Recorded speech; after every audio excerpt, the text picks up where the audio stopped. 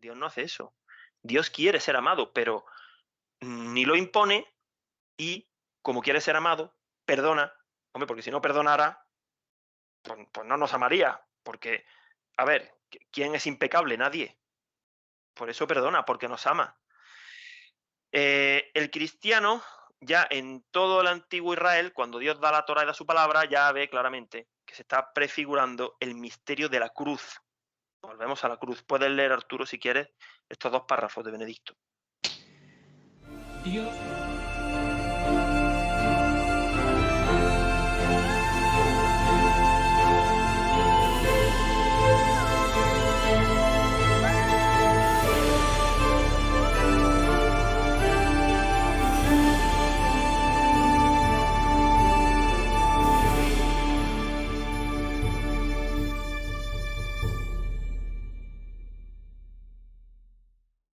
Muy buenas, saludos cordiales en Cristo y María. Hoy tenemos un nuevo programa con nuestro querido hermano Agustín Aranda y después de pues ya más de una docena de programas con él, con diferentes catequesis interesantísimas, ha llegado el turno de centrarnos en la figura de su santidad el Papa Benedicto XVI, a quien nosotros consideramos que sigue siendo el único Papa reinante en la Iglesia Católica.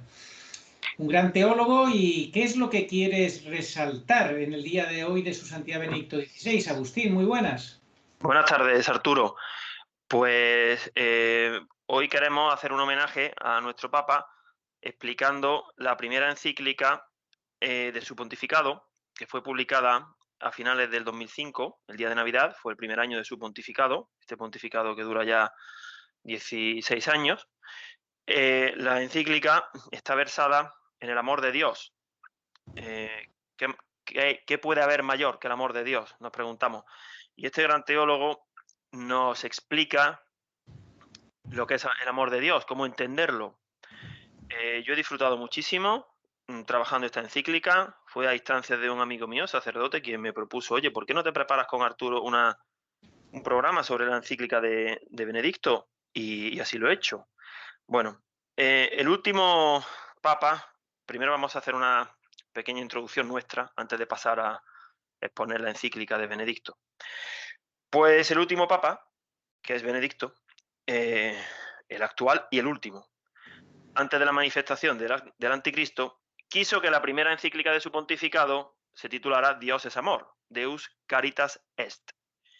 Y ahora, pues ya próximo al fin de su pontificado y en consecuencia al periodo de sede vacante que por el que tendremos que pasar antes de que el cielo elija al que será el último papa en los años de la gran tribulación, previos a la segunda venida del Señor, que es dogma de fe, pues nos ha parecido conveniente exponer un resumen de esta obra maestra de la teología. Si el magisterio papal, que tiene 2000 años de historia prácticamente, se equiparase en su producción a otras artes, al cine, a la música, a la pintura o al ajedrez, por ejemplo, diríamos que Deus Caritas Est es una joya inmortal. Es una de las mayores que ha dado la cátedra de Pedro. Este gran teólogo alemán, una vez que superó aquel error de juventud por el que, bueno, no estuvo muy afortunado, no pasa nada, ¿no? Criticó el sílabus, o no lo interpretó bien, de el Beato Pío IX, pero a partir de ahí todo lo hizo bien, todo. Es una figura histórica que ha ido de menos a más de manera clarísima. Y yo creo que va a morir en santidad total, además de que va a morir mártir. Bueno, con su muerte, pues se llevará consigo, o la acercará mucho al cielo, la cátedra de Pedro, y parecerá que la Iglesia está muerta, como está profetizado y como la Virgen dijo al padre Gobi el 13 de junio, día de San Antonio del año 89, en un libro aprobado por el Vaticano, en la época de San Juan Pablo II, predecesor de Benedicto XVI. Y bueno, pues, ¿qué dijo la Virgen? Pues que Satanás tomará el vértice de la Iglesia. Muy duro, pero son las enseñanzas y las revelaciones que nos ha dejado la Virgen. El Padre Pío también se lo dijo al famoso exorcista del Vaticano, le dijo eso mismo, ¿sí? En 1960 se lo avisó. Es que yo he querido hacer esta introducción, que aparentemente dice, bueno, esto que tiene que ver con Deus Caritas Est, pero para situarnos en el contexto histórico en el que estamos, que seamos conscientes de lo que tenemos a la vuelta. Cuando no esté Benedicto, la Iglesia pues parecerá que ha dejado de existir. Y eso va a suceder muy pronto. Bueno, el primer mandamiento es amar a Dios. Y el mandamiento nuevo que nos dio Dios, Jesús, es semejante a este. Amar al prójimo como a uno mismo. Son los dos maderos de la cruz. El stipes, el vertical, podría asimilarse a amar a Dios, y el patibulum, el horizontal, sería el del mandamiento nuevo, amar al prójimo como a uno mismo. Los dos son necesarios para conformar la cruz. No puede faltar ninguno para formar la cruz. La cruz es la Eucaristía y la Eucaristía es el amor. Por tanto, y la Eucaristía es cuerpo y sangre de Cristo. Así que en esos dos mandamientos que podemos asemejar a la cruz, amar a Dios y amar al prójimo, sobre esos dos mandamientos no hay nada mayor que esos dos mandamientos que ya tenían su tradición en el Antiguo Testamento. En la Shema, escucha Israel, y en el Levítico, Jesús vino a unirlos y a perfeccionarlos, pues Benedicto basó su catequesis en la cruz, en esos dos mandamientos. Bueno, Dios nos da gratuitamente su amor, es una gracia, pero, qué misterio, a Él no le ha salido gratis. Él nos da gratis su amor, pero Él tuvo que pagar un precio altísimo, un precio inalcanzable para el hombre. Así que después de situarnos en el contexto histórico, nos vamos a situar en qué es el amor de Dios. Es la cruz, la Eucaristía. Y el precio es inalcanzable. Ni poniendo sobre la mesa, si tuviéramos que comprar una gota de sangre, una partícula del cuerpo de Cristo, con todos los méritos humanos y todo el dinero y todas las riquezas, no alcanzaría el presupuesto. Así que estamos ante el mayor misterio de un valor infinito, porque el amor de Dios es Dios, el Espíritu Santo. Por tanto, ya tenemos que situarnos de la importancia insuperable del tema de esta catequesis, el amor de Dios. Hemos hecho otras catequesis también importantes, claro, pero yo es que creo que Benedicto XVI quiso empezar por lo más importante, que fue el amor de Dios. Claro. Bueno, toda la acción de Jesús fue salvífica, toda, absolutamente toda.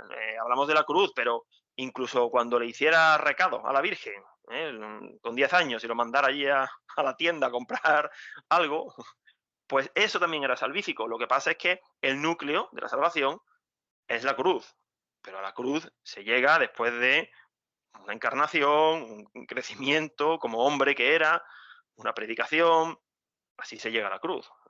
Por eso el que se pone delante de la cruz de repente no entiende nada, incluso le puede suponer una locura, como le suponían los gentiles, ¿no? Una exaltación del martirio, ¿esto qué es? Nosotros somos católicos. Escándalo, locura y necedad. Exactamente. Bueno, pues tras estas reflexiones nuestras, vamos a exponer esta joya de Benedicto y pueden leer el texto remarcado en color rojo que sí forma parte de la introducción del gran teólogo alemán. Dios es amor, y quien permanece en el amor permanece en Dios y Dios en él. Primera de Juan, capítulo 4, versículo 16. Estas palabras de la primera carta de Juan expresan con claridad meridiana el corazón de la fe cristiana. San Juan nos ofrece, por así decir, una formulación sintética de la existencia cristiana. Nosotros hemos conocido el amor que Dios nos tiene y hemos creído en él. No se comienza a ser cristiano por una decisión ética o una gran idea, sino por el encuentro con un acontecimiento, con una persona, en mayúscula eso de persona, que da un nuevo horizonte a la vida y con ello una orientación decisiva. Tanto amó Dios al mundo que entregó a su Hijo único para que todos los que creen en él tengan vida eterna. La fe cristiana, poniendo el amor en el centro, ha asumido lo que era el núcleo de la fe de Israel. Ahora el amor ya no es solo un mandamiento, sino la respuesta al don del amor. Pues sí, no es un mandamiento solamente porque como nos ha sido dado, por eso nosotros tenemos capacidad para darlo, capacidad y obligación. Es una Dios, gracia. claro, una gracia. Dios no nos va a pedir que demos algo que provenga de Él si previamente Él no nos lo hubiera dado. Así es, como insistía San Agustín constantemente, así es. Primera parte de la encíclica. La encíclica tiene dos partes. La primera está centrada en la unidad del amor, en la creación y en la historia de la salvación, y hace más referencia a la persona, al hombre. Y la segunda a la iglesia, que es el cuerpo místico de Cristo. Porque Cristo es Dios hecho hombre. Es decir, no podemos separar, bueno, por un lado es Dios, por otro lado es hombre, eso era una herejía, pero la iglesia es el cuerpo, Cristo es la cabeza y la iglesia es el cuerpo. Tampoco podemos separar el cuerpo de la cabeza. Así Por es. tanto, Benedicto ha dividido en dos partes esta encíclica, una más centrada en el hombre, otra más centrada en la iglesia. Y las dos son maravillosas. Vamos con la primera parte, el hombre. Todo empieza por la fe. La fe es lo primero. Sí. María, antes de amar, antes de tener dentro de sí a la Eucaristía, ya creía, era la mujer de fe. Por eso, si una persona no tiene fe, a partir de ahí ya no puede construir nada. Pero no es suficiente solamente con la fe. La fe lo que hace es que pone en el centro de la vida a la caridad, al amor de Dios, que es la principal virtud teologal, la única que perdurará en el cielo, la caridad. En el cielo no harán falta ni la fe ni la esperanza. Y una vez que la caridad está en el centro, esa caridad hace posible que la fe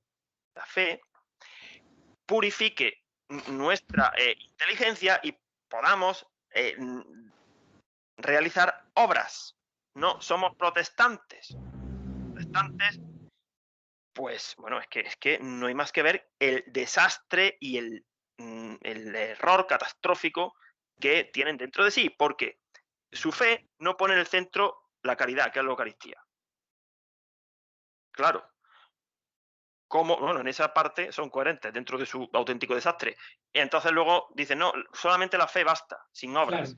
claro. Bueno, y casi mejor que no las hagan si sin tener a Cristo dicen que esas obras son de Dios, pero claro, es que tienen que hacer las obras que provengan de una fe purificada. En fin, nosotros somos católicos, lo primero es la fe, la caridad en el centro y fe con obras. Esa es la secuencia. Punto primero, un problema de lenguaje, ¿no? Dice el Papa. Eros y agapé, porque la palabra amor es la palabra más manoseada de la historia. Entonces él nos explica las acepciones de la palabra amor. Él distingue entre eros y agapé. También hay otro amor, que es amor filia, se escribe en las escrituras, que sería más bien el amor de amistad, como el que tenía Cristo con sus apóstoles. Pero principalmente vamos a estudiar el eros y el agapé. ¿Qué son el eros y el agapé? Bueno, él cita a su compatriota Friedrich Nietzsche, que hizo un daño tremendo, aunque dicen que al final se convirtió, y dijo, este filósofo alemán, que el cristianismo habría dado de beber al eros un veneno. Como Nietzsche diría, ya llega el cristianismo a chafar, a aguar la fiesta aquí. Pero eso no es así. El cristianismo no es un aguafiestas del eros. Lo que sucede es que el cristianismo rechaza al eros mal dirigido. El cristianismo declara la guerra a la desviación destructora del eros. El eros necesita disciplina y purificación para dar al hombre no el placer de un instante, sino un modo de hacerle pregustar en cierto modo lo más alto de su existencia, que será en la casa del Padre. El Eros se podría representar pues con la típica imagen del corazoncito atravesado por la flecha, del angelito Cupido. Pero realmente para un cristiano el amor no es eso. El amor es el corazón de Cristo atravesado por la lanza, no la flechita atravesando el simbolito del corazón. El primero representaría un Eros y el segundo el agape. Porque en Dios se funden Eros y agape. No pensemos que el Eros es malo, ¿no? ¿Cómo va a ser malo? El Eros es bueno. El Eros de Dios es perfecto. Pero en Cristo se funden Eros y agape. Y en el ser humano, si no se funden Eros y agape, no se produce la unión de cuerpo y alma, se producirá una ruptura interior del hombre. Porque el Eros por sí mismo es insuficiente. Es necesario, pero puede desviarse, es incompleto. Sí. Eh, No está bueno, dominado por el espíritu, sino por la carne. claro. Yo recomendaría, bueno, si alguien quiere, en marzo hicimos un programa titulado Las tres ranas, basado en los comentarios de, bueno, en parte, ¿no? De Leonardo Castellani, pero sobre todo en el Apocalipsis, que eran liberalismo, comunismo y modernismo. Bueno, pues en el liberalismo, una de las tres ranas apocalípticas era el liberalismo. Y el liberalismo, pues claro, dice que lo primero es la libertad, pero la libertad tiene que estar guiada por la razón, y la razón purificada, porque si no, la libertad será presa de las tres concupiscencias y hará que el hombre vaya a la perdición. Es decir, que retomando lo que expusimos en aquel programa, pues en la misma línea, como no puede ser de otra manera, decimos que hace falta una purificación y una maduración, que incluya también la renuncia. Eso es amar, renunciar. También es una forma de amar.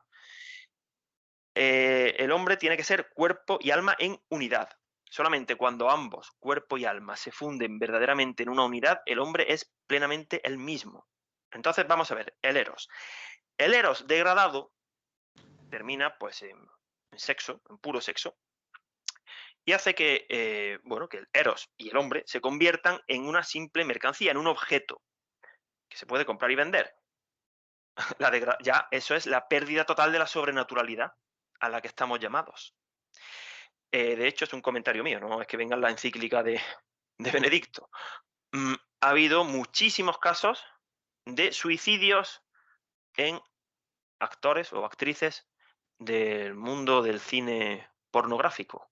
Se suicidan. Pues son estadísticas que se ocultan. ¿Por qué?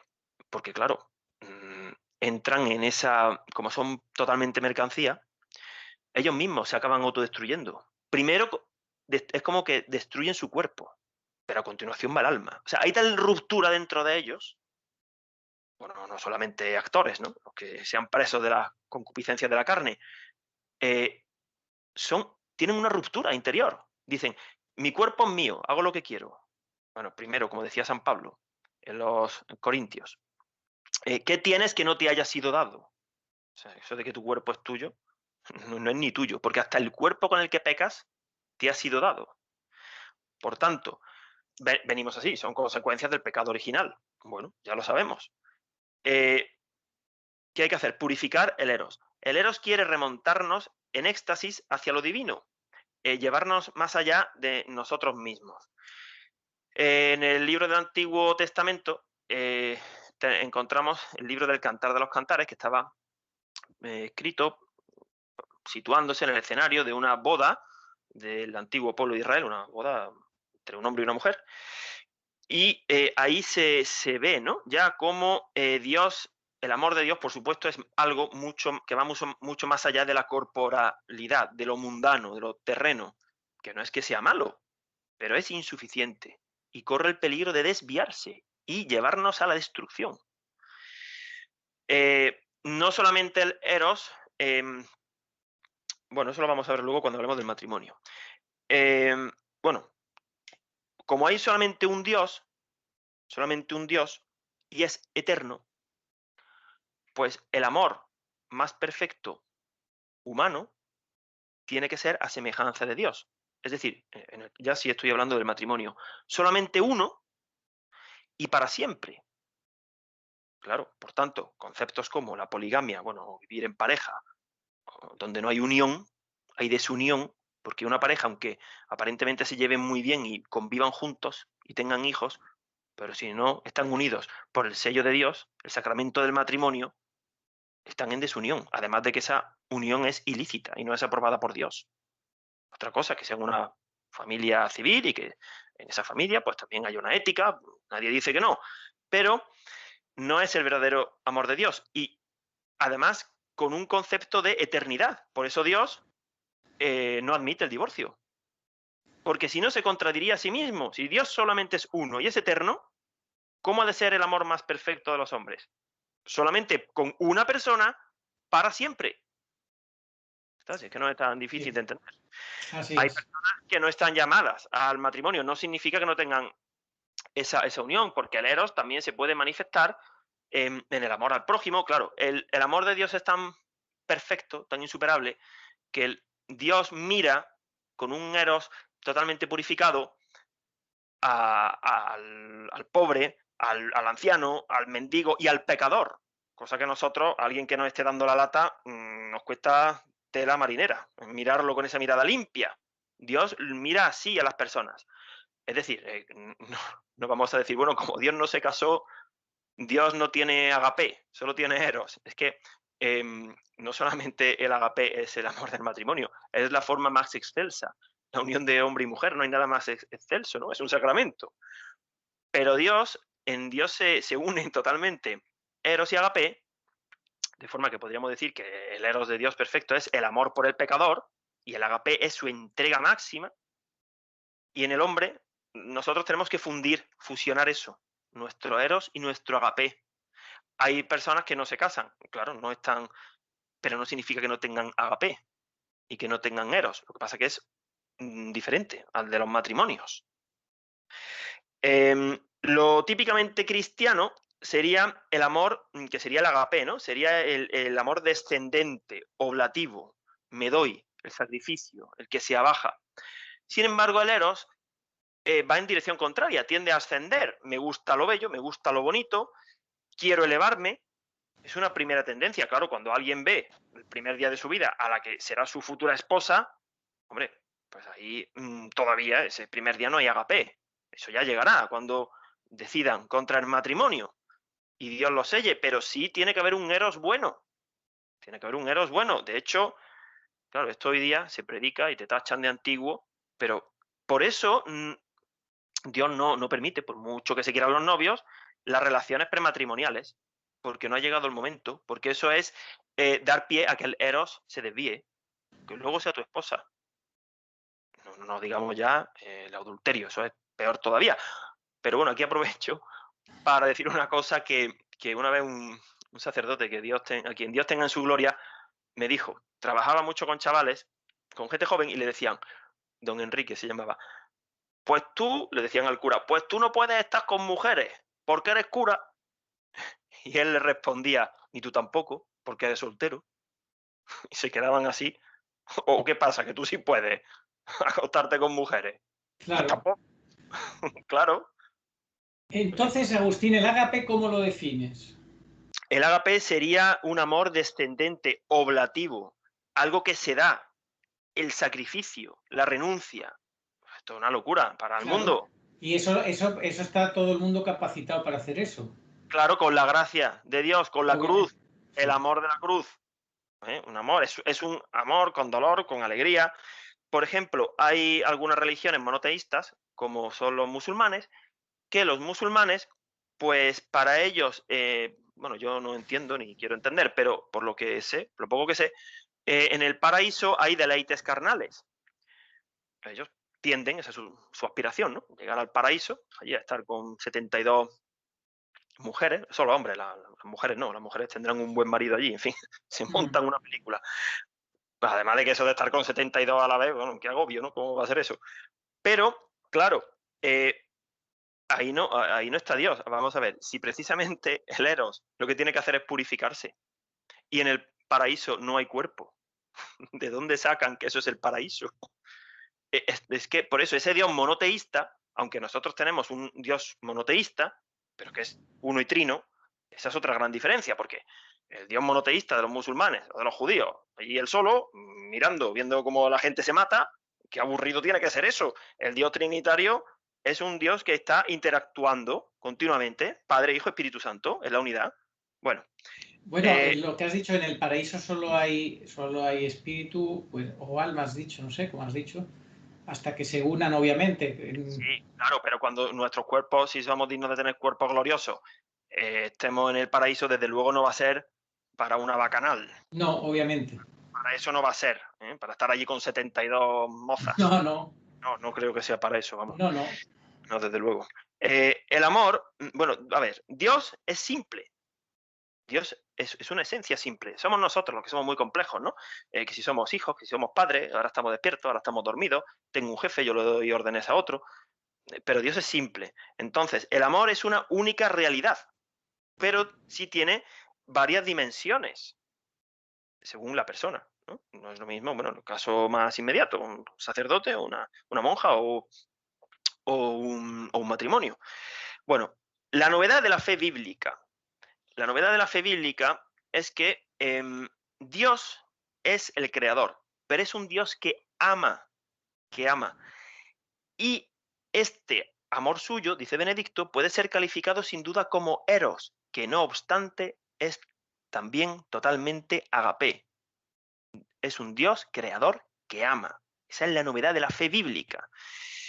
La historia de Dios con su pueblo Israel y ahora con su nuevo pueblo, los católicos, consiste en que le da la Torá, le da la palabra. Le da porque lo ama. No, no lo da.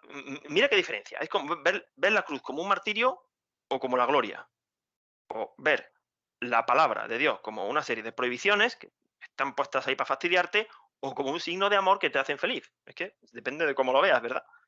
Había una canción que decía, todo lo que me gusta es inmoral, ilegal o engorda.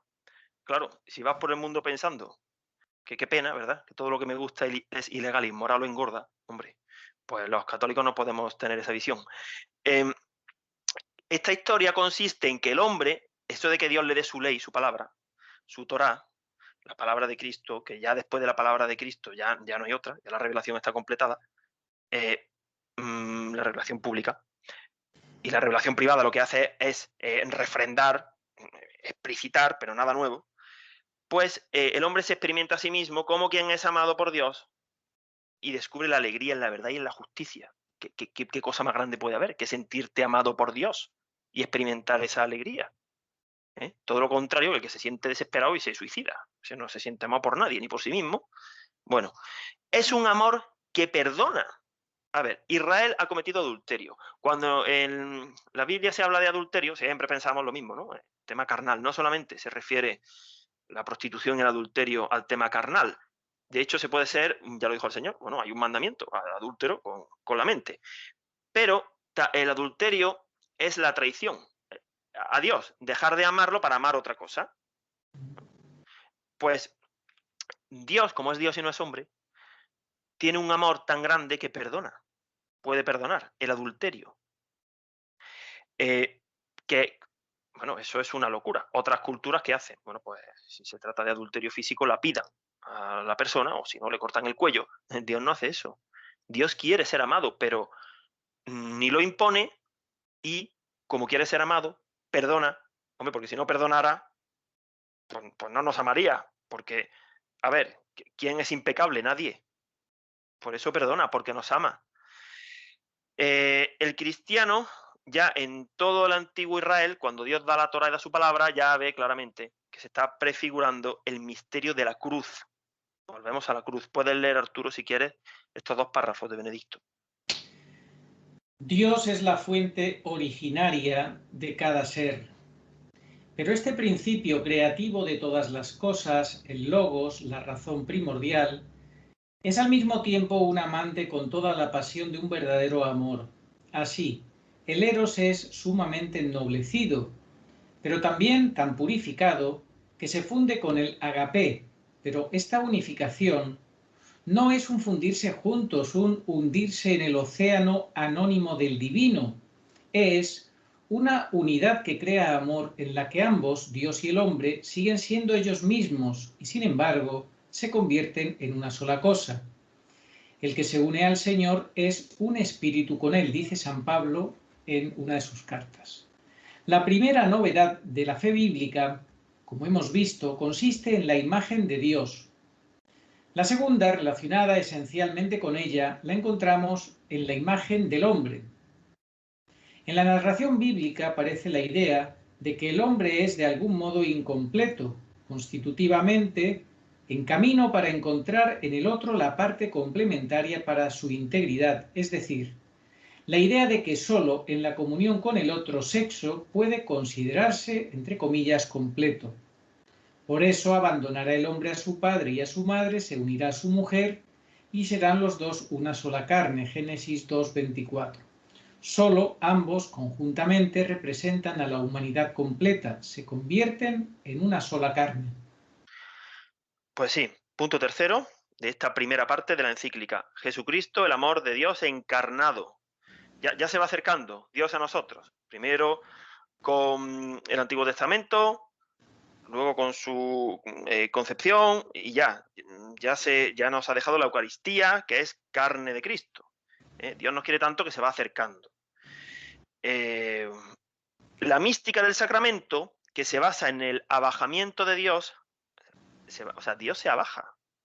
Es que si de verdad nos creyéramos esto, tendríamos que estarle muy agradecidos, porque que alguien muy superior y mucho más bueno que tú se rebaje para darte su amor, su sabiduría y su felicidad y su salvación, hombre, ¿qué menos que ser agradecidos y corresponder, verdad?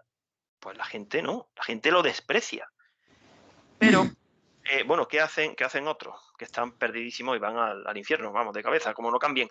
Que en lugar de creer en el abajamiento de Dios, ellos son los que quieren elevarse con técnicas de Reiki, meditación, yoga, Sí. la nueva era, para encontrar una paz, una felicidad, un amor, una conexión. Bueno, ya te digo yo a ti, van a subir, pero para caer al pozo del infierno, porque esos son demonios, lo hemos dicho en otras catequesis. Ese tipo de meditaciones son demonios. El que quiera descansar, que se eche la siesta con un ventilador y que se deje de buscar otro tipo de, de meditaciones extrañas. Sí. Claro, por eso, es que todo está ligado, por eso nos tenemos que arrodillar para recibir la Eucaristía, porque como viene de lo alto, parece una tontería, bueno, no una tontería, es una tragedia, pero si la recibimos en la mano, además, soy yo luego el que elevo a Dios, pero ¿tú quién eres para elevar a Dios? Ni para tocarlo ni para elevarlo. Tú vas a elevar a Dios, ¿a dónde vas a elevar tú a Dios? Claro, fíjate, eso es una buena comparación, claro. Dios se abaja y la única forma que tienes de elevarlo no es con tus manos, sino primero con tu humillación humilde y adoración y luego con un comportamiento acorde a ese ejemplo del Señor, claro. Pues claro, porque si no de ahí ya pasamos a que ahora no me la como, me la como luego, me lo meto en el bolsillo, o sea, ya puestos Sí. a no tener claro lo que estamos haciendo. Bueno, ahora lo que pasa es que como Dios se abaja para cada hombre y para sus hermanos. Por eso estamos en comunión. Esto es fácil dentro del misterio infinito de Dios, pero es fácil de entender. Si yo comulgo y mi hermano comulga, somos hermanos y estamos unidos en aquello que nos une, que es común a los dos, comunión, una común unión. Por eso el mandamiento nuevo, ama a tu prójimo como a ti mismo, ahora ya sí, ahora ya eso llega a su plenitud Sí. con la Eucaristía. El amaos como yo os he amado, ese es el mandamiento Claro, nuevo. Claro. exactamente. No hay otro mandamiento. El primer mandamiento, le preguntaron, es amar, Israel, escucha, ama a tu Dios y os doy un mandamiento nuevo, que es semejante, ama a tu prójimo como a ti mismo. Los dos palos, ¿no?, de la cruz, el vertical es el primero, o sea, realmente lo primero sería la adoración, de ahí parte todo, pero el otro es también importantísimo. Si uno está en adoración y un hermano suyo necesita auxilio, evidentemente deja de adorar al Santísimo y acude a socorrer a tu hermano, eso está más claro que el agua. Pero Bueno, el mandamiento nuevo, Agustín, es amaos unos a otros como yo os he amado, ya como Cristo, ya es no solo como a ti mismo, sino como Cristo. exactamente, ahí hay una comunión de nosotros con Dios y con el prójimo. Las tres grandes, bueno, hay parábolas del Señor que se tienen que entender a partir de este principio. Benedicto nombra la del rico Epulón, la parábola del buen samaritano y la parábola del juicio final. Aquí ya Benedicto ya ha metido al prójimo. Y pasamos al punto cuarto. Amor a Dios y amor al prójimo. Puedes leer, Arturo, cómo empieza este punto cuarto de la primera parte. Pues se pregunta su santidad Benedicto XVI, ¿es realmente posible amar a Dios aunque no se le vea? Se pregunta, ¿se puede mandar el amor? Y contesta, si alguno dice amo a Dios y aborrece a su hermano, es un mentiroso, pues quien no ama a su hermano, a quien ve, no puede amar a Dios a quien no ve. Estas son palabras sacadas de la primera carta de San Juan, capítulo 4, versículo 20. El versículo de Juan se ha de interpretar más bien en el sentido de que el amor del prójimo es un camino para encontrar también a Dios y que cerrar los ojos ante el prójimo nos convierte también en ciegos ante Dios. En efecto, nadie ha visto a Dios tal como es en sí mismo y sin embargo Dios se ha hecho visible. En Jesús podemos ver al Padre. Juan 14, 9. En nosotros el amor como respuesta. Este es un proceso que siempre está en camino. El amor nunca se da por concluido y completado. La historia de amor entre Dios y el hombre consiste precisamente en que esta comunión de voluntad crece en la comunión del pensamiento y del sentimiento. La voluntad de Dios ya no es para mí algo extraño que los mandamientos me imponen desde fuera, sino que es mi propia voluntad. Exactamente. Habla de voluntad. Yo aquí no he podido evitar acordarme de Santa Teresa. Santa Teresa nos enseñó que en la quinta morada, que es la primera morada de santidad, quinta es la última de la vía iluminativa, luego está la sexta y la séptima, son la vía unitiva. Bueno, pues ya en la quinta es la voluntad de la persona la que está totalmente identificada con Dios. Por eso es santo. Y por eso ama. Y por eso ya está purificado. Y si se muere, pues no irá al purgatorio. Porque la voluntad está unida a Dios. En Dios y con Dios amo también a la persona que no me agrada o que ni siquiera conozco. Dice Benedicto. Pero si en mi vida, a ver, difícilmente, bueno, difícilmente no es imposible, quien no ama a Dios no puede amar a su prójimo. En el prójimo verá solamente al otro, pero no va a ver a Dios en el prójimo. Sí. Y cuando todo es muy fácil, te estás de fiesta, jajajiji, es muy fácil decir que amas y que eres amigo, pero cuando vienen mal dadas, si no tienes dentro de ti el amor de Cristo, a ver cómo amas tú al otro. Creo que lo estás dando en la clave, Agustín. La clave está en la mirada, ¿no? Lo dice Jesús en el Evangelio. Quien tiene la mirada limpia o sea, cuando tu ojo está sano, todo tu cuerpo estará sano, algo así dice, ¿no? Cuando no, pues todo estará mal. Es la mirada, mirar con los ojos de Dios, ¿verdad? Al prójimo. Esto es el ideal al que tenemos que aspirar. Pues sí, y no solamente a las personas del sexo opuesto, hay que mirarlas con mirada limpia, sino a todos. Sí, obviamente, obviamente. Hay que amar a Dios, o sea, si no amas a Dios y dices que solamente amas al prójimo, ya vas cojeando. Pero si dices que solamente amas a Dios y te olvidas del prójimo, tampoco. Eso Sí. serían actos de piedad, pues eso, fe sin obras sería, ¿no? Pero una fe sin obras es una falsa fe. Por ejemplo, los días de labor, los días que no son de precepto, claro, no hay nada más importante que la misa, pero si en esos días vas a ir a misa, como a todos nos habrá pasado, ¿no? Y te surge que tienes que ayudar a alguien, atender a alguien, bueno, pues oye, esa es tu misa, ese día. Pues en lugar de ir a misa, estoy hablando de los días que no son de precepto, porque los días que son de precepto no hay nada más importante que ir a misa.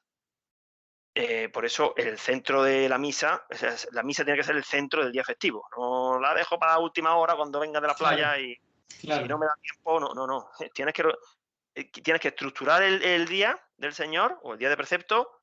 Primero, a ver, la misa, cuándo voy, cómo me la preparo y luego ya lo demás. Pero los días de labor no.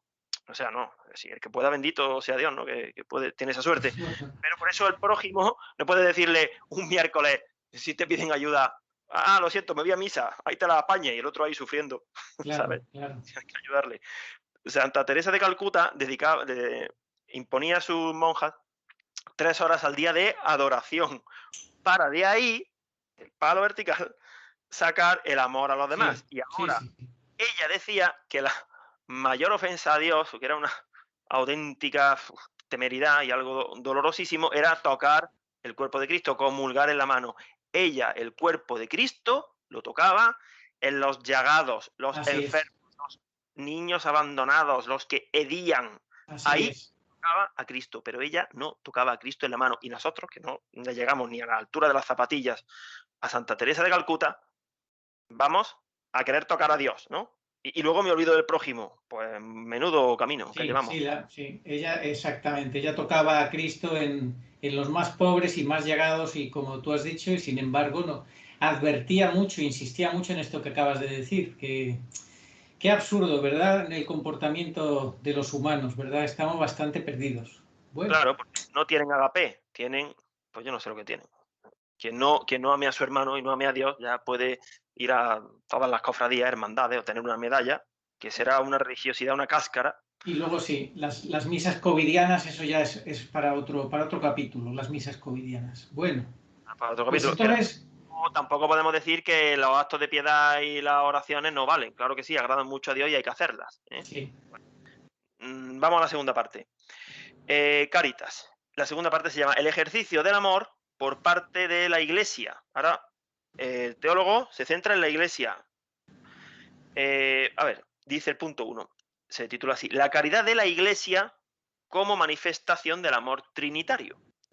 El espíritu es esa potencia interior que armoniza su corazón con el corazón de Cristo y los mueve a amar a los hermanos como Él los ha amado, lo que tú decías, como yo os he amado, no como a ti se te ocurra. El espíritu es también la fuerza que transforma el corazón de la comunidad eclesial para que sea en el mundo testigo del amor del Padre que quiere hacer de la humanidad en su Hijo una sola familia. Estos protestantes que dicen que están inspirados por el Espíritu Santo, pues ya me dirás tú a mí, ¿cómo van a estar inspirados por el Espíritu Santo si no tienen a Cristo Eucaristía? Eh, claro.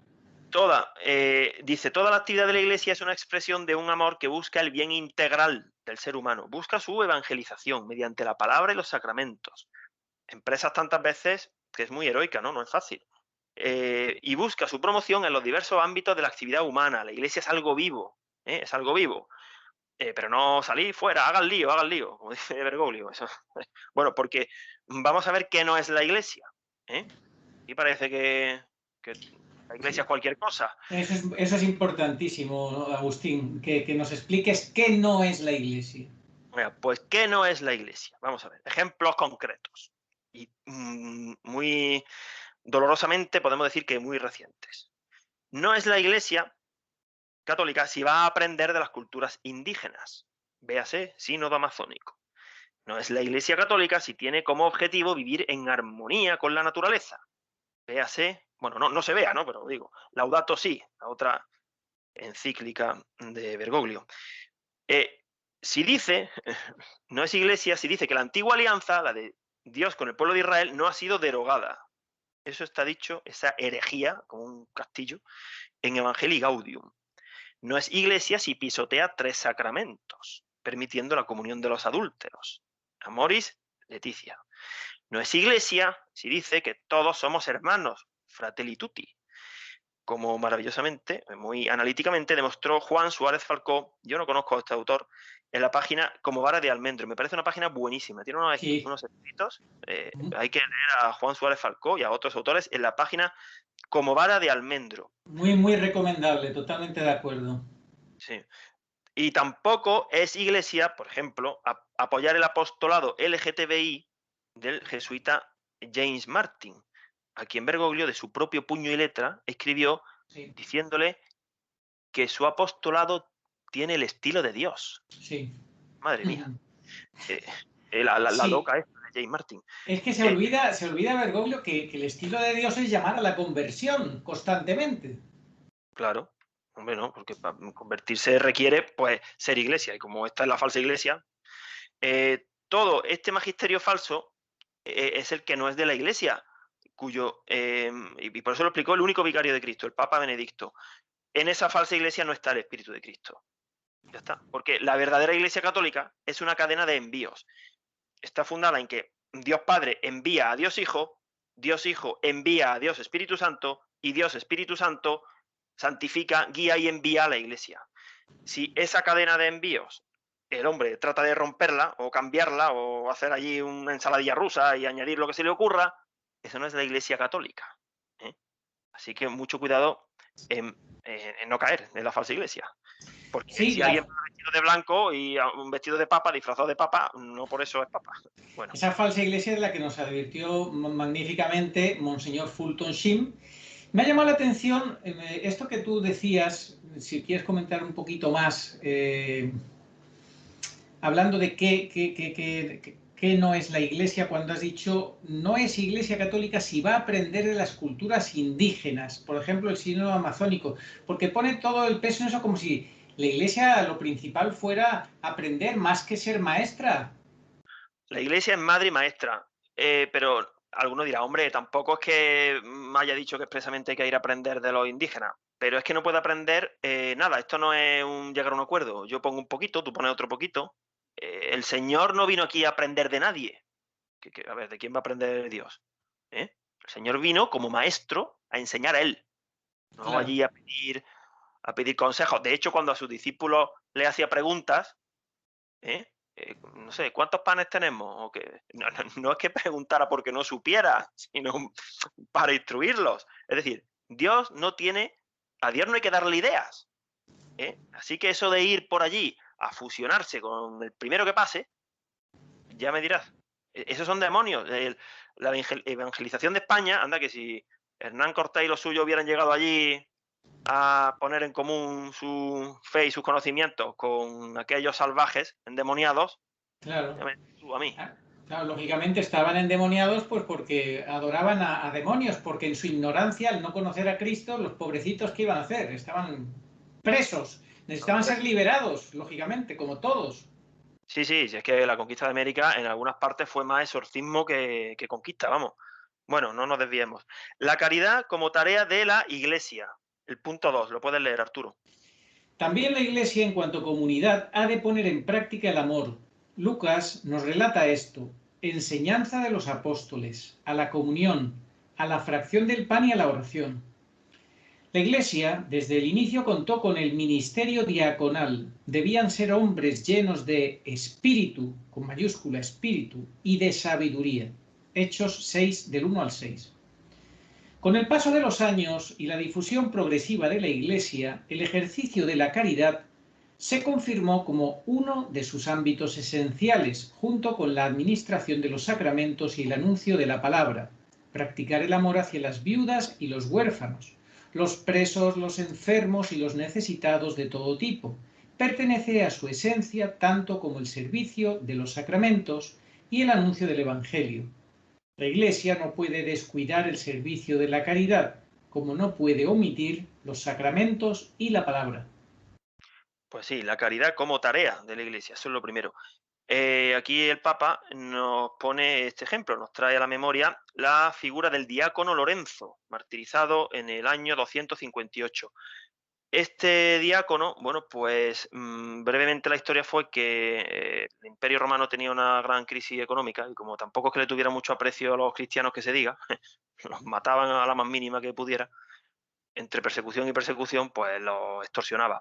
Entonces le requirieron, exhortaron a que entregara los tesoros de la iglesia. Dijeron, venga, los tesoros de la iglesia. Y Lorenzo, que era el encargado de reunir los tesoros de la iglesia, pidió 3 días de plazo para reunirlos. En esos 3 días puso a salvo los tesoros de la iglesia, lo que tuviera. Entre ellos destaca sobremanera el Santo Cáliz, porque Lorenzo era de Huesca y entonces el Santo Cáliz lo devolvió a España, es una historia maravillosa, a través de los Pirineos, lo puso a buen recaudo y de hecho el Santo Cáliz, el mismo que el Señor usó en casa de los padres de Marcos,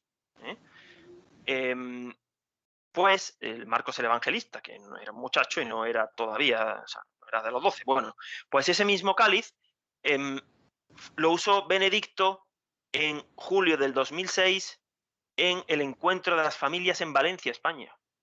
Bueno, volvemos a figura del diácono Lorenzo. A los 3 días lo llamaron y le dijeron, venga, ya han expirado los 3 días, entréganos los tesoros de la iglesia. Y Lorenzo mostró a los soldados del emperador y al emperador a los pobres. Dijo, este es el tesoro de la iglesia, a los pobres. Eso no le hizo mucha gracia al emperador y dijo, bueno, este me lo vais a poner vuelta y vuelta, más o menos, ¿no? Y lo quemaron en la parrilla. Bueno, pero es que, claro, ese es el amor, es lo que tiene que hacer un diácono. Si tiene que ser mártir, pues tendrá que ser mártir. Claro.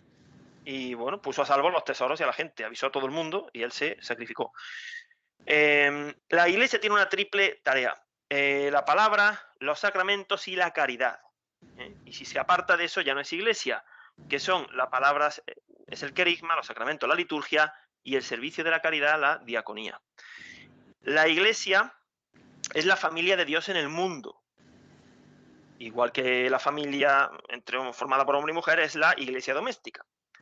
Pero al mismo tiempo, la caritas agape, el agape, supera los confines de la iglesia. La parábola del buen samaritano sigue siendo el criterio de comportamiento y muestra la universalidad del amor que se dirige hacia el necesitado.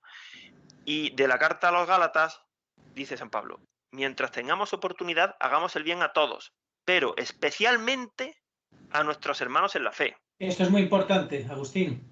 Especialmente.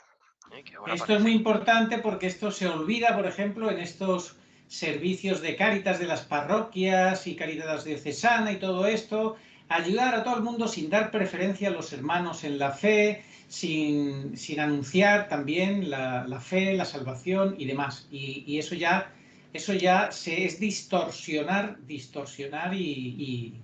Claro. y hacer mal el servicio. Se convierte en un comedor social, aquello o en otra cosa. Bueno, ahora vamos a pasar al punto 3, justicia y caridad. Aquí, esto es mío, esto no es de Benedicto, es como que nos encontramos el cartel peligro, marxistas sueltos, eso lo digo yo. Ya nos vamos acercando a la tergiversación, ¿eh? Claro, Sí. la cizaña se mete en la iglesia y ya empieza a manipular y a enredar. Ya esto mismo que te acabo de decir yo antes, de no dar prioridad a los hermanos en la fe, es una forma de ya no obedecer al apóstol, sí. Claro. Dice Benedicto, desde el siglo XIX, no sé si otra vez a quien quiera, lo remito al programa que titulamos Las tres ranas enemigas de la iglesia, porque ahí vimos en el apartado comunismo, eran liberalismo, comunismo y modernismo. Pues dentro, ¿cómo se llega al comunismo, no? Bueno, pues de una manera, y al liberalismo, es que estaban las tres relacionadas. Pues empezó el positivismo en el siglo XIX, un tal Comte, bueno, y en el siglo XX ya fue marxismo, dice Benedicto. Desde el siglo XIX se ha planteado una objeción contra la actividad caritativa de la Iglesia, desarrollada después con insistencia, sobre todo por el pensamiento marxista. Si es que el demonio no para, si es que es muy cansado, siempre lleva 20 siglos viendo dónde se mete, cómo se mete, a quién engaña, cómo enrea, cómo tergiversa, cómo retuerce, cómo confunde.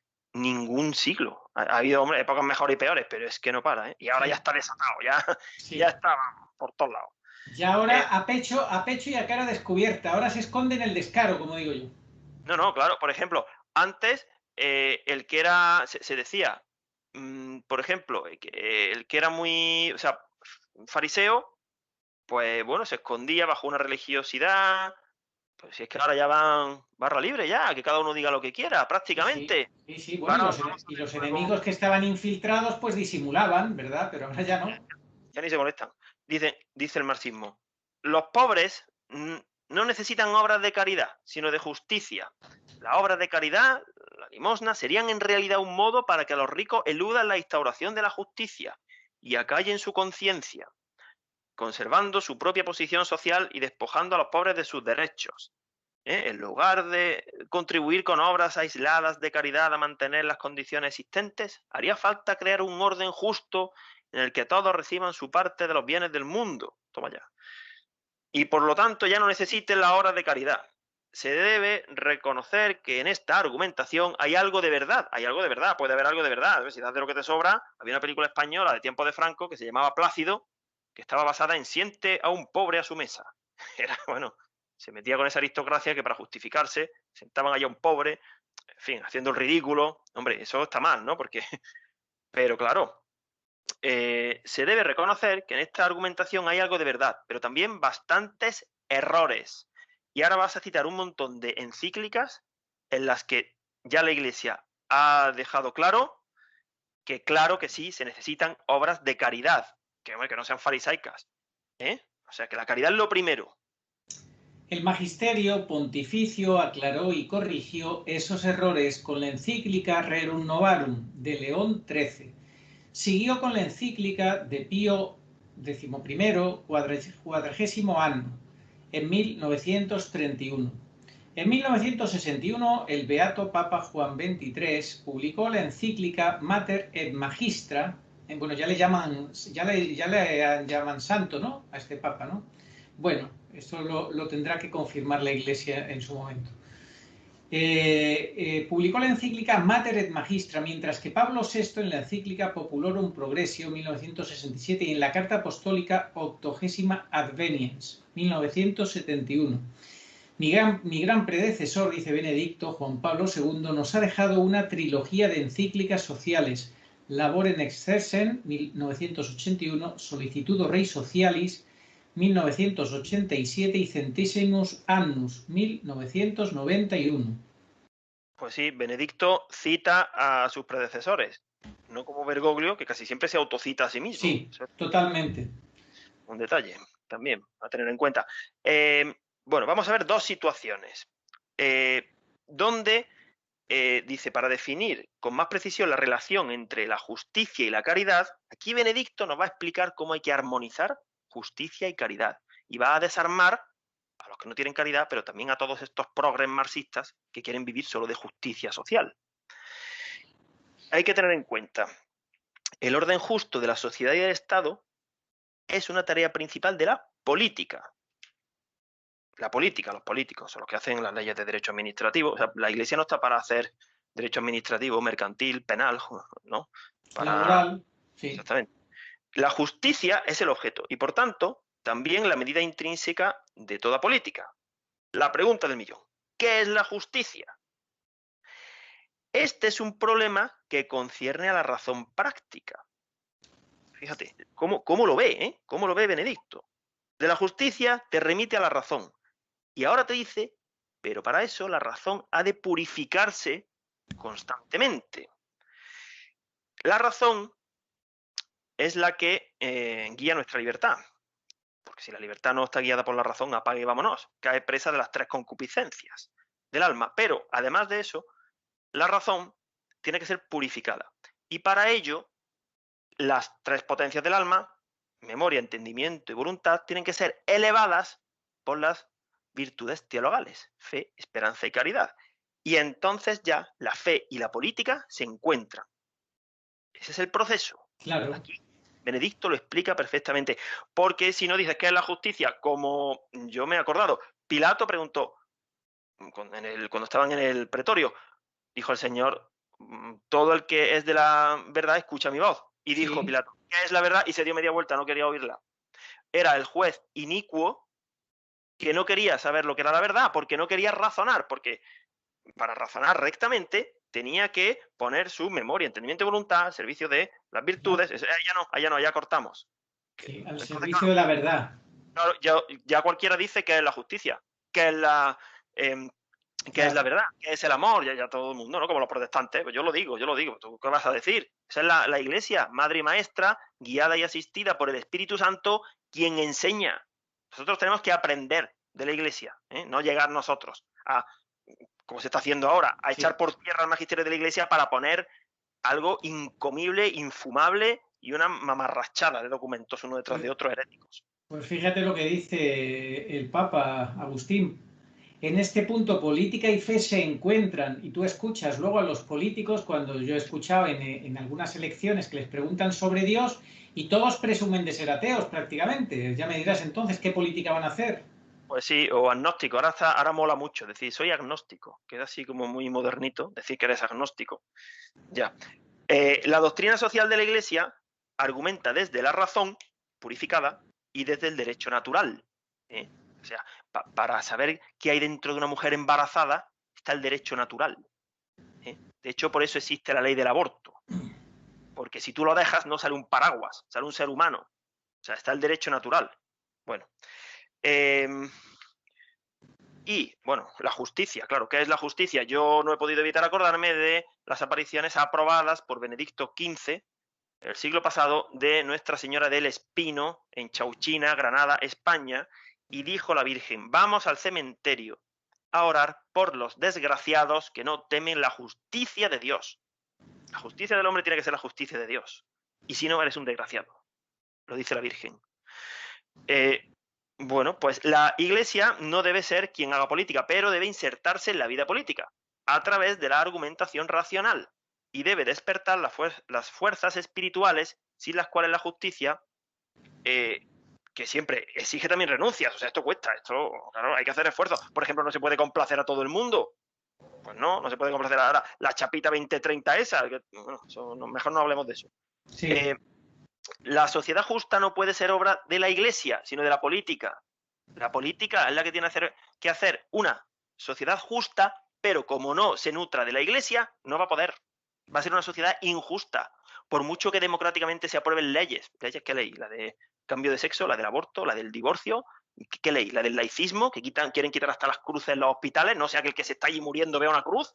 O sea, esa es la justicia. Claro, legislan de esa manera, empiezan a sacar decretos y leyes en la enseñanza, en la sanidad, en todo, y así nos va, que vamos camino a la destrucción merecidísima. Y por último, el amor. El amor, pueden leerlo, nos explica Benedicto algo sobre el amor de la Iglesia. El amor, Cáritas, siempre será necesario, incluso en la sociedad más justa. El Estado. Lo que hace falta no es un Estado que regule y domine todo, sino que generosamente reconozca y apoye las iniciativas que surgen de las diversas fuerzas sociales. La Iglesia es una de estas fuerzas vivas. En ella late el dinamismo del amor suscitado por el Espíritu de Cristo. La afirmación según la cual las estructuras justas harían superfluas las obras de caridad esconde una concepción materialista del hombre, el prejuicio de que el hombre vive solo de pan. Pues sí, yo recuerdo, tendría yo 12 años, un cura que no llevaba clériman, víctima del espíritu, el espíritu malo del Posconcilio Vaticano II, dijo que cuando se fuera a evangelizar, lo primero era quitarle el hambre a la gente y luego evangelizar. Y yo tenía 12 años, de verdad, no es que yo fuera muy listo, pero ya que yo me sonó, digo, es que dice este hombre. O sea, ¿y cuándo le va a quitar el hambre? A la hora de merendar, a la hora de cenar, al día siguiente, y si se te acaba la comida, ¿cuándo empieza a evangelizar? ¿Esto qué es? Bueno, pues eso no es amor. O sea, el llegar allí únicamente a tratar de vivir de pan. En el apartado de antes, la política también hay gente que dice, bueno, los políticos, en relación a lo que tú decías, es que en su vida privada, ¿no? Pueden ser buenos políticos y en su vida privada son ciudadanos libres que hagan lo que quieran. Sí, pero es que un político debe ser católico, practicante, porque si en su vida privada, por ejemplo, ¿no?, vive en adulterio, no practica los sacramentos, ¿cómo me voy a fiar yo de lo que va a hacer en la vida pública? Pues claro, es que hay unidad. Claro. Aquí donde yo vivo hay una población en la que un político es alcalde de otra población. A su mujer que estaba embarazada, bueno, creo que había nacido, tenía un bebé de un par de meses, lo abandonó y se fue con otra. Y yo me voy a fiar de que ese va a ser un buen alcalde. Claro. Pero yo no me fío, claro que no me fío. Si le ha hecho eso a su mujer y a su hijo, ¿a mí qué me va a hacer? Que ni me conoce. Bueno, la purificación de la razón. Dicen esto, la tarea de la Iglesia es de medianera, es mediata, porque si no, no se instauran estructuras justas, ni estas pueden ser operativas a largo plazo. O sea, el mal al final se autodestruye. ¿Qué hubiera pasado si hubieran ganado la guerra los malos, malísimos de los nazis? Se hubieran autodestruido, se hubieran matado entre ellos. O sea, aunque hubieran ganado. ¿Por qué? Porque no es sostenible. Eso de que hablan sostenible. Esa mundanidad es la que no es sostenible, porque al final hace aguas por todos lados y se le ven las costuras. Si no están bien puestos los cimientos, es la parábola de la casa. El hombre prudente construyó su casa, a ver dónde va a construir la casa. ¿En base a qué? A lo que te diga la ideología del Partido Socialista. ¿Vale? Ahí vas a construir tú, que vas a construir, no vas a construir nada. Te va a durar 3 días, en cuanto llegue una crisis o llegue lo que sea. Bueno, punto 4. Las múltiples estructuras de servicio caritativo en el contexto social actual. Dice actual porque, claro, vivimos en una época en la que hay comunicaciones, hay internet, hay medios de transporte. O sea, la Iglesia, cuando dice la Iglesia tiene que modernizarse, hombre, entendiendo por modernizarse que vive en el mundo en el que vive, pero no entendiendo como la gente quiere hacernos creer que tiene que cambiar la palabra de Dios o yo qué sé. Dice Benedicto, el Concilio Vaticano II lo ha subrayado con palabras muy claras. Al ser más rápidos los medios de comunicación, se ha acortado en cierto modo la distancia entre los hombres y todos los habitantes del mundo. Es decir, la Iglesia tiene que aprovechar, bueno, pues el desarrollo, el buen desarrollo. El hombre está aquí para trabajar, operatur, ¿no? Para que haga cosas, no para que se quede ahí sentado desde el jardín del Edén. No le dijo Dios a Adán antes de pecar, te quedas aquí sentado, sin hacer nada, mirando. Claro. Para que progresar, el buen progreso. Claro. El buen pues esta es la globalización buena a la que se refiere Benedicto. Pues como el ecumenismo, ¿es bueno o es malo? Depende, hay un ecumenismo bueno y un ecumenismo malo. Esto también, este punto, que tuvo controversia, también fue tratado por Benedicto 4 años después, en 2009. Vamos a hacer una pincelada de la encíclica Caritas in Veritate, que le sirvió a los enemigos de todo el Concilio Vaticano II, Esperemos que dejen ya esa postura porque están muy equivocados, como recientemente tú hiciste una serie de programas explicando aquello. Lo criticaron mucho porque Benedicto proponía reformar la ONU para que hubiera una verdadera autoridad política mundial, para gobernar la economía mundial, prevenir los desequilibrios, lograr el desarme, la seguridad alimentaria, salvaguardar el medio ambiente y regular los flujos migratorios. Y no solamente no le hicieron caso, sino que encima lo criticaron. El globalismo, mira, Benedicto habla del globalismo, nuevo orden mundial, agenda global. Pero vamos a ver, habla de una verdadera. Lo que estaba proponiendo Benedicto era construir la ciudad de Dios. Claro, no sé, no ni caso, mira cómo estamos. Pero igualito que la Agenda 2030 de Bergoglio, igualito. Igualito, lo mismo, sí, sí. En fin, la encíclica de Juan Pablo II, Ut Unum Sint, destacó que para un mejor desarrollo del mundo es necesaria la voz común de los cristianos, su compromiso, para que triunfe el respeto a los derechos y las necesidades de todos, especialmente de los pobres, los marginados y los indefensos. Pues claro, eso hacía el Señor, se pasaba horas y horas allí con los pobres, los enfermos, allí, pues claro, pues lo mismo la Iglesia tiene que hacer. Pero es muy importante que la actividad caritativa de la Iglesia mantenga todo su esplendor y no se diluya en una organización asistencial genérica, ni una ONG. O sea, cuidado, es que claro, ahí corremos el riesgo de meternos donde no debemos, ¿no? Y al final, pues claro, termina siendo cura, quitándote el clériman y diciéndole a niños de 12 años que lo primero es dar de comer. Pues claro, pues no, señor, eso lo hará la Cruz Roja o quien lo haga, yo qué sé. También, a lo mejor, claro, si tienes, comparte con el que sufre, pero que no es lo principal. Si no tienes caridad, no vas a tener nada, ni justicia, ni nada. Dice, según el modelo expuesto, la caridad cristiana es ante todo una respuesta a una necesidad inmediata. O sea, que tengo a mi hermano al lado que está sufriendo y puedo hacer algo, lo hago. Claro, ahí sí se requiere inmediatez. Los hambrientos deben ser saciados, los desnudos vestidos, los enfermos atendidos, pero un primer requisito es una competencia profesional. Tenemos que ser competentes en nuestro trabajo. Si no, malos cristianos vamos a ser. San José María Escrivá enseñaba que tenemos que trabajar bien, tenemos que ser profesionales, hacer bien las cosas y no unos chapuzas. Porque cuando vamos al médico, cuando vamos a que el pescadero nos limpie una merluza o lo que sea, queremos que lo haga bien, ¿verdad? Pero no solamente es necesario con una buena formación y preparación profesional, sino que se necesita sobre todo una formación del corazón. Porque si no, se dan circunstancias como que hay misioneros católicos que van a lo mejor a repartir preservativos, porque pobrecitas estas mujeres que no se queden embarazadas. Sí, sí. O a construir un pozo, y el pozo lo que te va a servir para tirarte al pozo cuando te desesperes porque no encuentras la luz de Cristo y has echado el Espíritu Santo. ¿Para qué vas a construir un pozo? Quiero decir, hay que construir un pozo, pero no hay que perder el objetivo de llevar la palabra de Dios, eso es lo primero. La palabra es la verdad, la palabra es el verbo, y el verbo es la segunda persona. La segunda persona es la Eucaristía. La Eucaristía es la cruz, y la cruz es el amor. Es que como nos salgamos de esa línea de razonamiento, ya empezamos a desviarnos. No nos podemos salir de ahí, de esa gran avenida. Luego habrá calles también por las que, mira, ahora ayudo de esta manera, luego de otra. El Espíritu sopla por donde quiere, claro, ya lo dijo el Señor. Pues sí, habrá muchas circunstancias, muchas situaciones. ¿Puedes leer esta parte de la estrategia marxista? Una parte de la estrategia marxista es la teoría del empobrecimiento.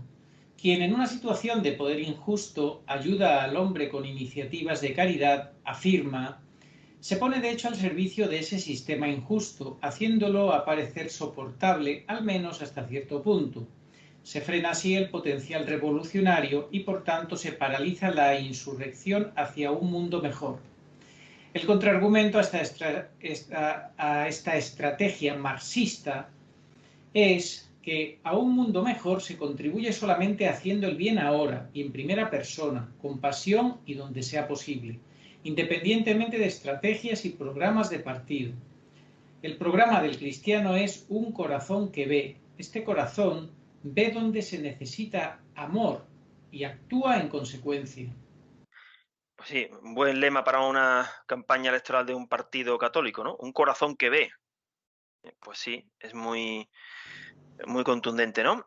El cristiano sabe cuándo es tiempo de hablar de Dios y cuándo es oportuno callar sobre Dios, ¿no? Porque a veces hay que hablar menos y dejar que sea el ejemplo, el amor, en fin, hay que predicar y a veces también estar en silencio. Sabe que Dios es amor y que se hace presente justo en los momentos en los que no se hace más que amar. Las personas que están en santidad, nos enseñaba Santa Teresa, que aman a tiempo completo, hasta durmiendo. Es un estado. ¿Qué hace un santo en vida? Amar. Sí, siempre, aunque esté Claro. trabajando, esté rezando, esté durmiendo. Me habrá quien diga, ¿cómo se llama durmiendo? Bueno, si cuando estás despierto amas, no te preocupes, que tus sueños seguramente también serán buenos. Punto 5. Los responsables de la acción caritativa de la Iglesia. Aquí voy a empezar diciendo yo un comentario. Vamos a ver. ¿De qué le habla el Papa Benedicto a los obispos? De 3 cosas. Caridad, servicio humilde y oración. De eso le habla el Papa a los obispos, esas 3 cosas. No se pierde por ahí con sínodos raros y con historias, ni con, sinodalidad. En los 4 párrafos que tú vas a leer, Arturo, en mi opinión, hay más sabiduría y magisterio que en los 2 años del herético sínodo alemán ese que llevan, promocionado por Bergoglio, o mira para otro lado, y del próximo sínodo de obispos. Sabes que se avecina un sínodo ahora en octubre del 21. Un sínodo que va a durar 2 años. Tiene previsto este hombre, madre mía, lo que puede salir de ahí. No me lo quiero ni imaginar. 2 años de sínodo. Y ha puesto a una monja como subsecretaria del sínodo. Ajá, una monja. Bueno, no, es que las mujeres, la misión del papel, la iglesia es otra. Nadie ha hecho más por defender la figura de la mujer que Jesús de Nazaret en la historia. Pero no están para eso. Y cuanto más cerca más lejos, del altar, mejor. Bueno, y el altar son los sacerdotes. No hay sacerdocio sin Eucaristía y ni Eucaristía sin sacerdocio. Bueno, ha elegido una monja y dijo esta monja, nunca lo hubiera imaginado. Experimento que el Espíritu Santo está lleno de sorpresas. Anda, hermana, qué sorpresa, ¿verdad? Bueno, pues Conchita, la vidente de Garabandal, dijo que el aviso vendría después de una reunión de obispos. Ella no dijo sínodo, porque el sínodo fue la palabra, el término que acuñó Pablo VI. Fue, digamos, un poquito posterior a esa época a Garabandal. Bueno, pues yo me pregunto que muy atentos a este sínodo que ha organizado Bergoglio, que empieza en octubre del 21, porque bueno, ahí yo no sé lo que puede salir de ahí. Lo mismo ordenan obispa a la monja esta. Es que yo me espero ya cualquier cosa. En fin, ¿para qué están los obispos? Pues vas a leer, Arturo, lo que dice el vicario de Cristo a los obispos. Por lo que se refiere a los colaboradores que desempeñan en la práctica el servicio de la caridad en la Iglesia, ya se ha dicho lo esencial. no han de inspirarse en los esquemas que pretenden mejorar el mundo siguiendo una ideología, sino dejarse guiar por la fe que actúa por el amor. El criterio inspirador de su actuación debería ser lo que se dice en la segunda carta a los Corintios: nos apremia el amor de Cristo. Podría repartir en limosnas todo lo que tengo y aun dejarme quemar vivo. Si no tengo amor, de nada me sirve. Este himno debe ser la carta magna de todo el servicio eclesial. El que sirve ha de ser humilde. No adopta una posición de superioridad ante el otro, por miserable que sea momentáneamente su situación. Cristo ocupó el último puesto en el mundo, la cruz, y precisamente con esta humildad radical nos ha redimido y nos ayuda constantemente. Ante la idea de alcanzar sin éxito una solución universal para todos los problemas, ni hay que caer en la soberbia ni ceder a la resignación. Nosotros necesitamos esta unión íntima con Dios en nuestra vida cotidiana. ¿Y cómo podemos conseguirla? A través de la oración. Pues sí, trae esta cita del Apocalipsis, ¿no? Benedicto. ¿Hasta cuándo, Señor, vas a estar sin hacer justicia? Tú que eres santo y veraz. Y el doctor San Agustín, que mañana celebramos su día y hoy el de su Santa Madre, Santa Mónica, dijo, San Agustín da a este sufrimiento nuestro la respuesta de la fe. Si lo comprendes, entonces no es de Dios. Que era un figura San Agustín. No porque yo me llame Agustín, pero qué listo era, cómo las veía y cómo concretamente explicaba las cosas. Pues ¿hasta cuándo, Señor, vas a estar sin hacer justicia? A ver, ¿qué queremos? Saber el día, el momento, la hora y cómo va a ser. Y, pues mira, si es que eso no lo podremos saber en esta vida, me refiero. Pues cuando derrote a los enemigos y venga, entonces sí será el descanso de Dios, el milenio. Entre tanto, ¿qué tenemos que hacer nosotros? Ser dóciles a las inspiraciones del Espíritu Santo y ser trabajadores de la viña del Señor. Y seremos justos en la medida en que podamos, en nuestro entorno. Sí. Pero a nivel general, en este mundo, tenemos que recordar algo que no podemos perder de vista a estas alturas en las que estamos. Vamos a entrar ya mismo en otoño del 21. El ser humano, siempre, pero en esta época más claramente, está abocado a dos finales. O sea, aquí o terminas en una casilla o en otra. Vamos a recordarlas.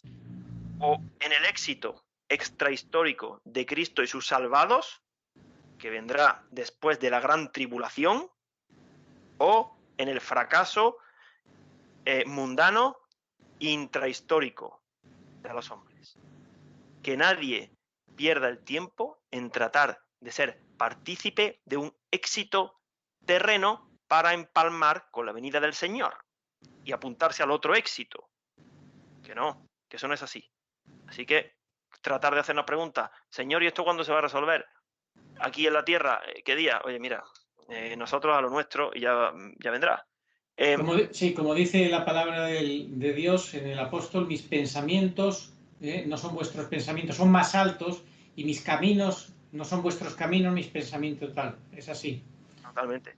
Y pues nada, la esperanza se relaciona prácticamente con la virtud de la paciencia. La esperanza es la virtud más pequeña de las tres teologales, es como la hermana menor de la fe y de la caridad, pero es indispensable porque va tirando de las otras dos. Como desfallezca la esperanza, pues las demás se van a resentir muchísimo. Esperanza escatológica en estos tiempos. Claro, para eso hay que tener oración y hay que estar informado y leer, porque si uno está todo el día viendo la tele, pues ¿cómo va a tener esperanza? La esperanza no desfallece ni siquiera ante el fracaso aparente. Así es. Y bueno, y con humildad reconoce el misterio de Dios y se fía de él. Hay que pedir esperanza. ¿A quién?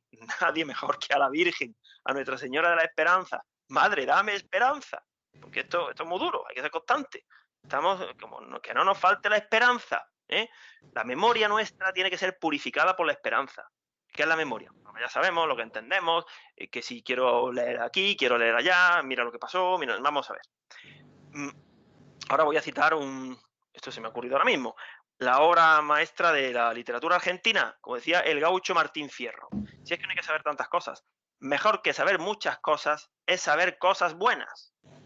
Pues eso es lo que tenemos que hacer en esta época. porque no podemos caer en la tentación, que es bueno tener tantos medios de comunicación, de perder lo fundamental, que es estar en gracia, fe, esperanza, caridad, cumplir la palabra de Dios, la Santísima Virgen y el Rosario, y a partir de ahí viene todo. Pero no empecemos ahora tampoco a mirar en 40 sitios al día. La conclusión, bueno, pues que los santos son los verdaderos portadores de luz en la historia, porque son hombres y mujeres de fe, esperanza y amor. Y mira de qué manera más bonita termina nuestro Papa Benedicto su primera encíclica, que además la editó el 25 de diciembre, mira qué día, qué detallazo, del primer año de su pontificado. Parece que la primera Navidad que tuvo ocasión le ofreció a la Virgen una encíclica. Dios, Deus Caritas Est.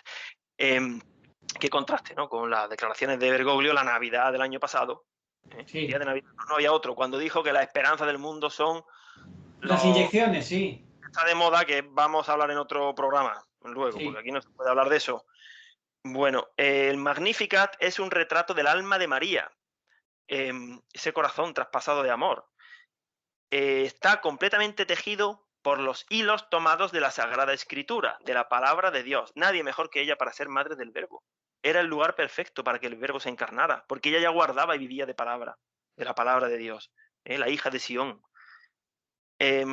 La palabra de Dios es verdaderamente su propia casa, de la cual sale y entra con toda naturalidad. Habla y piensa con la palabra de Dios. La palabra de Dios se convierte en palabra suya y su palabra nace de la palabra de Dios. Así se pone de manifiesto, además, que sus pensamientos están en sintonía con el pensamiento de Dios, el pensamiento de la memoria. Que su querer es un querer con Dios. La palabra también está intimísimamente relacionada con la fe. Al estar íntimamente penetrada por la palabra de Dios, puede convertirse en madre de la palabra encarnada. María es una mujer que ama. María se ha convertido efectivamente en madre de todos los creyentes, la mujer de fe. A su bondad materna, así como a su pureza y belleza virginal, se dirigen los hombres de todos los tiempos y de todas las partes del mundo, en sus necesidades y esperanzas, en sus alegrías y contratiempos, en su soledad y en su convivencia. Y siempre experimentan el don de su bondad, experimentan el amor inagotable que derrama desde lo más profundo de su corazón. Qué preciosidad estas palabras que el vicario de Cristo le dedica a nuestra madre, qué belleza. Hace 16 años ya, y María cada vez es más imprescindible. Vamos a terminar. Arturo, lee esta oración preciosa que compuso Benedicto para terminar su encíclica. Oración. Santa María, Madre de Dios, tú has dado al mundo la verdadera luz. Jesús, tu Hijo, el Hijo de Dios. Te has entregado por completo a la llamada de Dios y te has convertido así en fuente de la bondad que emana de Él. Muéstranos a Jesús, guíanos hacia Él, enséñanos a conocerlo y amarlo, para que también nosotros podamos llegar a ser capaces de un verdadero amor y ser fuentes de agua viva, en medio de un mundo sediento. Dado en Roma junto a San Pedro, tal, el día 25 de diciembre, solemnidad de la Natividad del Señor del año 2005, primero de mi pontificado, como tú decías, igualito que estas últimas Navidades, donde Bergoglio se dedicó a hablar de que eran un signo de luz y de esperanza las inyecciones estas que están tan de moda y que están provocando tantos efectos adversos, muertes y demás. Lamentable, ¿verdad? Pues sí, amigo. Yo por mi parte hemos terminado. Vamos a tomarnos un pequeño descanso para el otro programa sobre este asunto que han nombrado, que está tan de moda en los telediarios, la inoculación, porque además Sí. de que otro tema diferente, en esta plataforma de YouTube no se puede publicar, Sí, hay que irse a otra. efectivamente lo vamos a publicar. Recomiendo que quien quiera estar enterado, porque tenemos que estar enterados, que lo vea. Publicaste el primero que hicimos el 31 de julio, y bueno, no es que sea a continuación, pero viene a completar y a explicitar todo lo que ya sabemos. Y bueno, creo que quien lo vea también puede aprender bastante. Muchas gracias. Sí. Muchas gracias a ti, Agustín. Yo de todo lo que has dicho me quedo con que los santos son los que aman siempre en toda circunstancia, incluso mientras duermen, están amando. Y eso me hacía recordar las palabras del Salmo: el Señor da el pan a sus amigos mientras duermen. Fíjate que con esa enseñanza me voy a quedar, y voy a invitar a todos los que han visto este programa a que pinchen el link que vamos a dejar de Rumble con el programa que vamos a grabar ahora dentro de unos minutos, y una vez que tengamos los 2 programas grabados, si Dios quiere, pues lo publicaremos con el link correspondiente para que lo podáis ver. Muchas gracias, Agustín, por este programa que nos has compartido. Y próximamente, pues seguiremos ¿con qué? ¿Qué te gustaría para la próxima ocasión? Bueno, seguiremos en la brecha mientras podamos. Si no en la próxima, antes de que termine el año, quisiera hacer un programa basado en un libro de un autor amigo nuestro sobre las revelaciones privadas acerca del final de los tiempos. Una obra Sí. muy, muy bien trabajada. Además, él lo ha dado gratis, el acceso a esa recopilación maravillosa, y de ahí creo que podemos extraer testimonios de personas místicas, videntes, algunos pues bueno que han vivido de la Eucaristía sin comer muchos años, bueno, pues son para esta época. Me parece muy interesante y bueno, a ver si podemos preparar próximamente, si no el próximo mes algo sobre eso.